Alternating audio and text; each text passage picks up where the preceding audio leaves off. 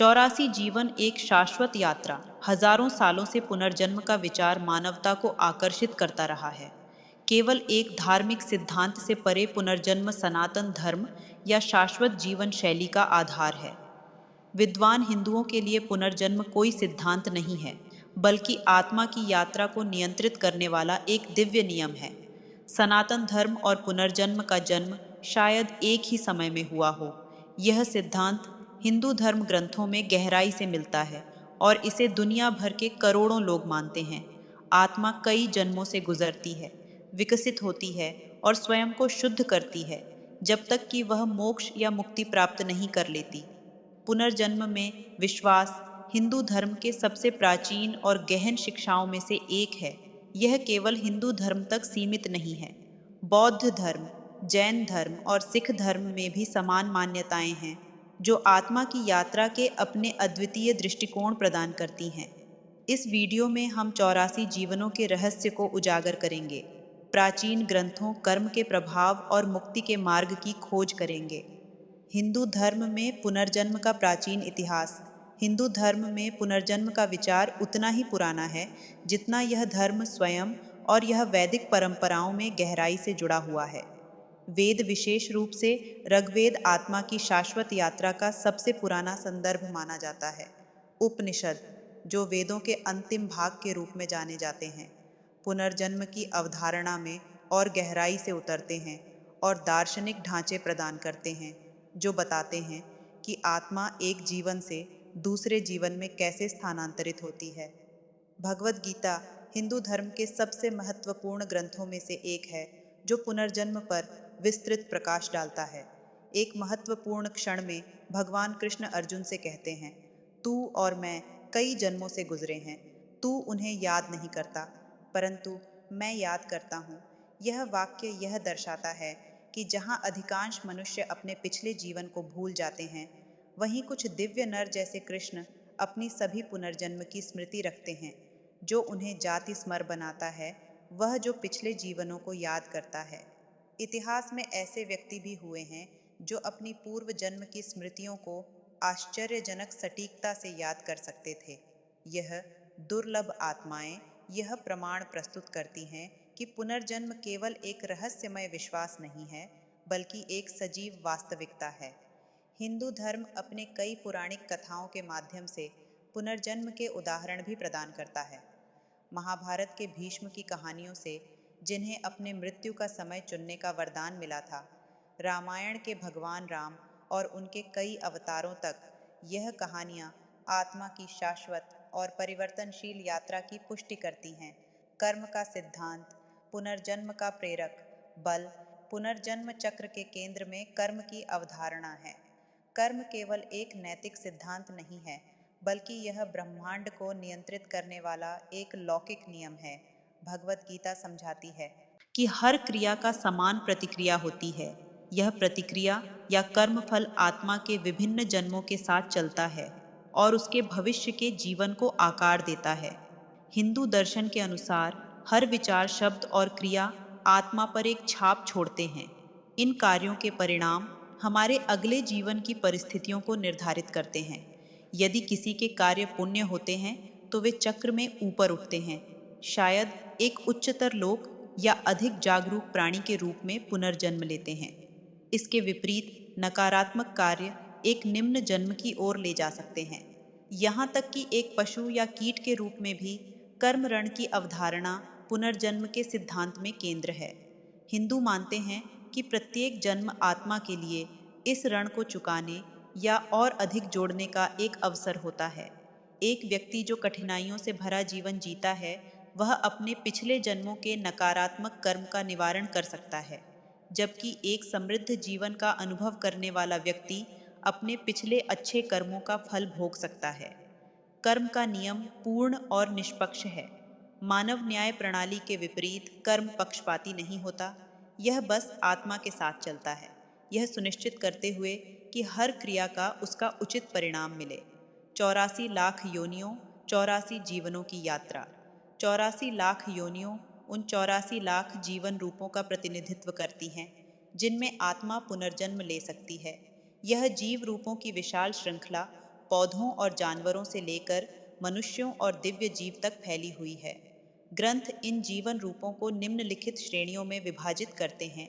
जलीय प्राणी जलचर 9 लाख प्रजातियां, जिसमें मछलियां, मोलस्का, संगीत, पक्षीराज 10 लाख प्रजातियां, जानवर पशु 30 लाख प्रजातियां, जिसमें स्तनधारी शामिल हैं, दोनों जंगली और पालतू मनुष्य और दिव्य रूप मनुष्य और देव 4 लाख प्रजातियां, जो उच्चतम चेतना अवस्था का प्रतिनिधित्व करती हैं। यह अवधारणा, जो पुराणों में गहराई से निहित है, इस बात पर जोर देती है कि आत्मा इन सभी जीवन रूपों से गुजर सकती है, जो उसके संचित कर्मों के आधार पर निरंतर विकसित होती रहती है। एक आत्मा जो जन्म और मृत्यु के चक्र में फंसी हुई है, एक निम्न जीवन रूप जैसे एक कीट या पौधे से शुरू हो सकती है और धीरे धीरे अपनी आध्यात्मिक प्रगति के आधार पर अधिक जटिल रूपों से गुजर सकती है।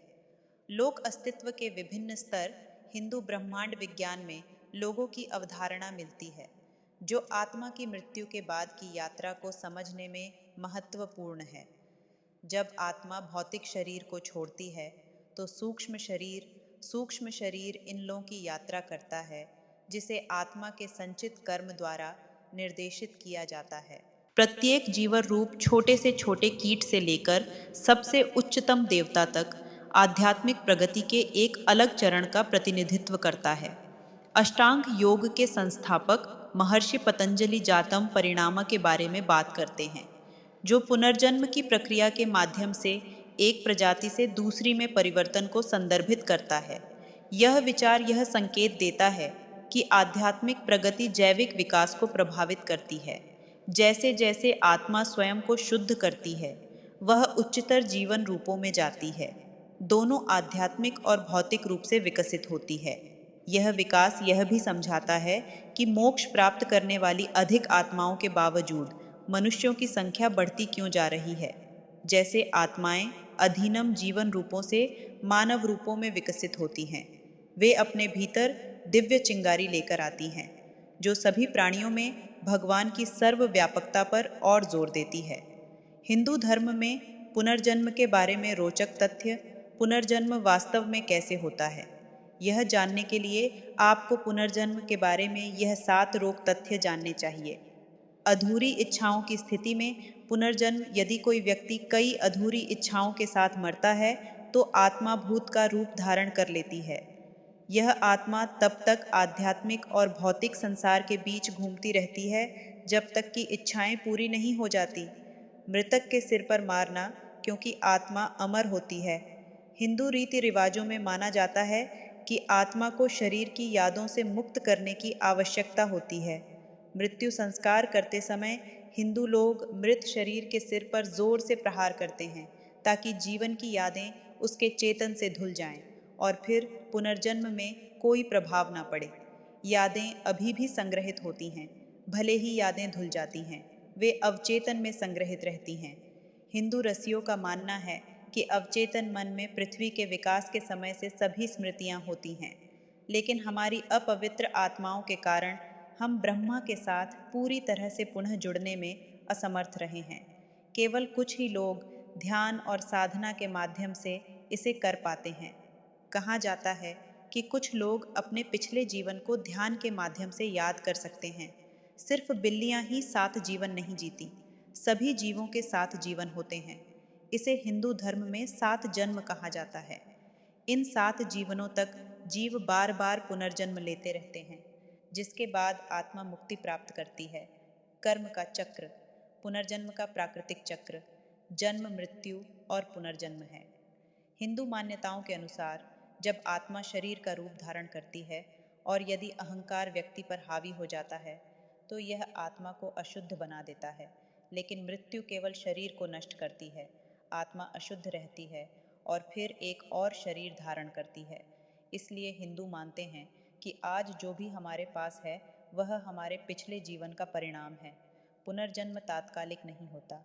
आत्मा जैसे ही पुराने शरीर को छोड़ती है, वह तुरंत दूसरा शरीर नहीं धारण करती।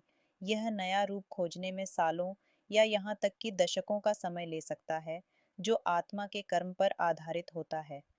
तीसरी आंख, हिंदू धर्म ग्रंथों में कहा गया है कि हम सभी के पास तीसरी आंख होती है, लेकिन हम उसे खोलने में सक्षम नहीं हो पाए हैं। इसके कारण हम अपने कर्म को नहीं देख पाए हैं।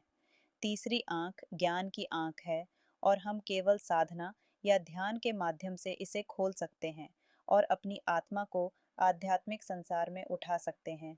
इसी तरह गौतम बुद्ध ने ज्ञान प्राप्त किया था। पापों का प्रायश्चित होना आवश्यक है। यदि पापों का प्रायश्चित नहीं किया जाता तो मनुष्यों का जन्म विकलांगता के साथ होता है। जो पाप प्रायश्चित नहीं किए जाते वे व्यक्ति को नरक की ओर ले जाते हैं और फिर उसे विभिन्न पुनर्जन्म में जाना पड़ता है। जो पापी प्रायश्चित नहीं करते उन्हें पहले नरक में जाना होगा और फिर पशुओं के रूप में और उसके बाद मनुष्य के रूप में पुनर्जन्म लेना होगा। पापों का प्रायश्चित होना जरूरी है। अगर पापों का प्रायश्चित नहीं किया गया तो मानव को विकलांगता के साथ जन्म लेना पड़ सकता है। जो पाप प्रायश्चित नहीं किए गए वे व्यक्ति को नरक में ले जाते हैं और फिर वह कई पुनर्जन्म धारण करता है। यह सनातन धर्म शाश्वत मार्ग की नींव है। जीवन और मृत्यु के चक्रों के माध्यम से आत्मा सीख विकसित होती है और अपने अंतिम लक्ष्य मुक्ति की ओर बढ़ती है। पुनर्जन्म का सिद्धांत हमें सिखाता है कि जीवन एक बार की घटना नहीं है, बल्कि एक निरंतर यात्रा है जो कर्म द्वारा संचालित होती है। हर जीवन एक अवसर है सीखने के लिए, बढ़ने के लिए और मोक्ष, जन्म और मृत्यु के चक्र से मुक्ति की ओर बढ़ने के लिए। अगर आपको यह वीडियो पसंद आया हो तो कृपया इसे लाइक, शेयर और सब्सक्राइब करें। धन्यवाद।